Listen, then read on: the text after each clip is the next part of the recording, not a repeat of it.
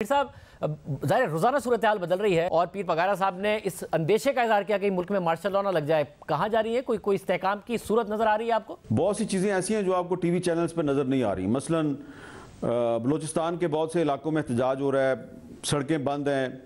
और आज मुझे कुछ जो बलोच रहनुमा हैं वो बता रहे थे कि कोयटा से या तुर्बत से इस्लामाबाद आना मुश्किल है क्योंकि रास्ते बंद हैं। और आज तो सिंध और पंजाब को जो सड़कें मिलाती हैं ओबाड़ों के करीब वो भी बंद हैं क्योंकि वहाँ पे JUI वाले बैठे हैं और हैदराबाद बाईपास पे जामशोरों के करीब जो है वो GDA वाले बैठे हुए हैं।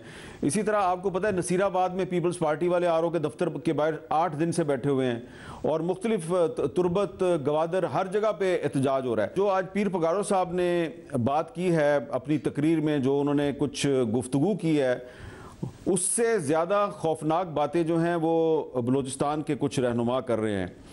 तो मैं आज क्योंकि बहुत से लोगों को मिला हूँ तो मैं तो यकीनन आपको साफ साफ बताऊँ, बड़े अरसे के बाद मैं बहुत ज़्यादा परेशान हो गया हूँ। तो कोई मार्शल लॉ लगा दे, कोई एमरजेंसी लगा दे तो ये सूरत हाल जो है ये उनसे नहीं संभाली जाएगी, ये मज़ीद ख़राब होगी। इसलिए कि इस सूरत हाल को सिर्फ और सिर्फ एक ही इदारा जो है वो संभाल सकता है और उसका नाम है इलेक्शन कमीशन ऑफ पाकिस्तान। लेकिन अभी तक ऐसा लग रहा है कि इलेक्शन कमीशन ऑफ पाकिस्तान जो है या तो बेख्तियार है या उसको सूरत हाल की नज़ाकत का एहसास नहीं है कि सिर्फ आज के दिन, अभी PTI ने तो कल एहतजाज करना ना, आज जो जमातें एहतजाज कर रही हैं मुख्तलिफ इलाकों में पाकिस्तान के, उनकी तादाद 10 के करीब बनती है और उसमें GDA को भी आप शामिल कर लें जो बहुत सी जमातों का इत्तेहाद है। तो इसलिए मैं ये समझता हूँ कि अगर पीर पगारो साहब ने मार्शल लॉ की बात की है तो मार्शल लॉ किसी मसले का हल नहीं है।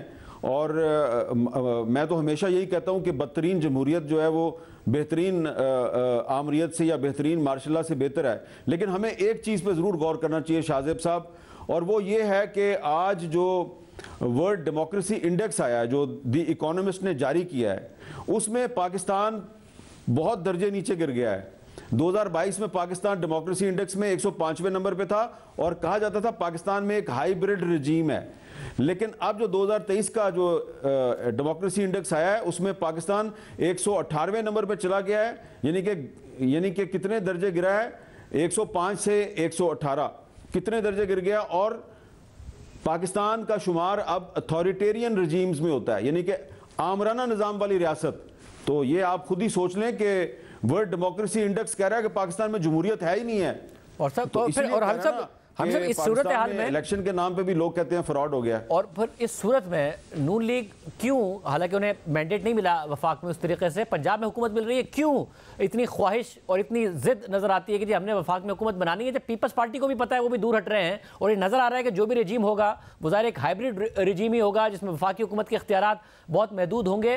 क्या वजह है कि इतना ज़्यादा नून लीग की ख्वाहिश है कि हमने वफाक में हाल में हुकूमत बनानी है?